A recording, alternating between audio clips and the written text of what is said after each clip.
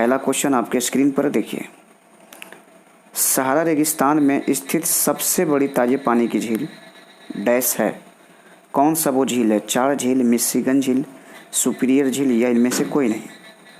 तो सही आंसर क्या होगा? सहारा रेगिस्तान में स्थित सबसे बड़ी ताजी पानी की झील कौन सी है? तो वो है चार झील, लेक झील है वो। आप देख सकते हैं सहारा मरुस्थल के दक्षिण मध्य भाग में स्थित चार झील सबसे बड़ी मीठे पानी की झील है सहारा मरुस्थल की। अच्छा, नील और नाइजर नदी सहारा मरुस्थल के क्रमशः पूर्वी और पश्चिमी भाग में प्रवाहित होने वाली प्रमुख नदियां हैं। कौन? नील और नाइजर। ओके। क्वेश्चन नंबर 2, निवारक निरोध अधिनियम यानी द प्रिवेंटिव डेटेंशन एक्ट क्या रोका जा सकता है? तो निवारक निरोध अधिनियम के द्वारा क्या रोका जा सकता है? स्वतंत्रता का अधिकार, समानता का अधिकार, संपत्ति का अधिकार या शिक्षा का अधिकार। तो इस क्वेश्चन का सही आंसर क्या होगा? स्वतंत्रता का अधिकार को हम रोक सकते हैं निवारक निरोध अधिनियम के तहत। ओके, आप देख सकते हैं अनुच्छेद 22 निवारक निरोध अधिनियम का प्रावधान करता है, जिसके तहत किसी भी व्यक्ति और उसके अपराध किए जाने से पहले भी उस कानून हिरासत में रखा जा सकता है। यह दंडात्मक बंदी का विरोध है। इसमें व्यक्ति को अपराध करने के बाद ही गिरफ्तार किया जाता है। निवारक निरोध स्वतंत्रता के अधिकार पर अंकुश लगाता है। क्वेश्चन नंबर 3 है, दिसंबर 1916 में लखनऊ समझौता पर किस चरमपंथी नेता का वर्चस्व था? जब लखनऊ समझौता हुआ था दिसंबर 1916 में, तो उस पर चरमपंथी नेता का वर्चस्व था। किसका था वो? कौन सा नेता था? लाला लाजपत राय है, बीपी चंद्र पाल है, बाल गंगाधर तिलक है या इनमें से कोई नहीं है। तो इससे सही आंसर क्या होगा? द राइट आंसर बाल गंगाधर तिलक। यही चरमपंथी नेता के वर्चस्व थे दिसंबर 1916 में जब लखनऊ समझौता हुआ था।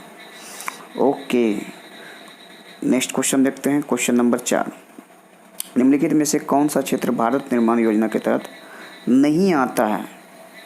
तो भारत निर्माण योजना के तहत नहीं आता है कौन सा क्षेत्र? सूचना प्रौद्योगिकी है, ग्रामीण अवसंरचना है या जलापूर्ति है, विद्युतीकरण है, इलेक्ट्रिफिकेशन।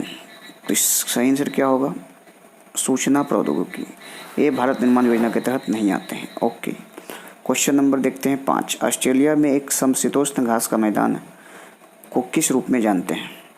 पंपास, वेल, डाउन्स या कोई नहीं। तो सही आंसर क्या होगा इसका? डाउन्स। ऑस्ट्रेलिया के घास के मैदान को डाउन्स कहते हैं। समशीतोष्ण घास के मैदान को ऑस्ट्रेलिया में डाउन्स, दक्षिण अमेरिका में पंपास और अफ्रीका में वेल्स कहा जाता है। ओके, क्वेश्चन नंबर देखिए 6 है, आदि काव्य का दूसरा नाम क्या है? महाभारत, श्रीमद् भागवत गीता या रामायण या श्री रामचरितमानस। तो सही आंसर क्या होगा? रामायण। आदि काव्य का दूसरा नाम रामायण होगा। रामायण का दूसरा नाम ही आदि काव्य है। इसकी रचना संस्कृति में श्री वाल्मीकि ने की थी, रामायण की रचना। ओके, लगभग 2400 में छंद है। ये एक लंबी कविता है और इसे परंपरा से हम आदि काव्य के रूप में भी जानते हैं। ओके, यह ग्रंथ 5000 साल पहले ही लिखा गया था। आदि काव्य वाल्मीकि पहले कवि या आदि कवि और रामायण के पहले कवि के रूप में भी पूजनीय हैं। Okay, question number 7, what is the atomic number of fluorine? Fluorine की परमाणु संख्या क्या है? 15, 9, 10, 14। तो सही आंसर क्या होगा? 9। फ्लोरीन की परमाणु संख्या 9 है। आप देख सकते हैं फ्लोरीन एक रासायनिक तत्व है जिसका प्रतीक ही होता है F। परमाणु संख्या 9 है। सबसे हल्का हैलोजन भी है और मानव स्थिति में अत्यधिक जहरीले हल्के पीले रासायनिक डायटोमिक गैस के रूप में मौजूद है। ये सबसे अधिक विद्युतीय तत्व भी है। ओके, क्वेश्चन नंबर 8, सब मस्तिष्क का कौन सा हिस्सा सोचने, बुद्धि, मानी, याददाश्त और सीखने की क्षमता जैसी क्रियाओं को प्रेरित करता है?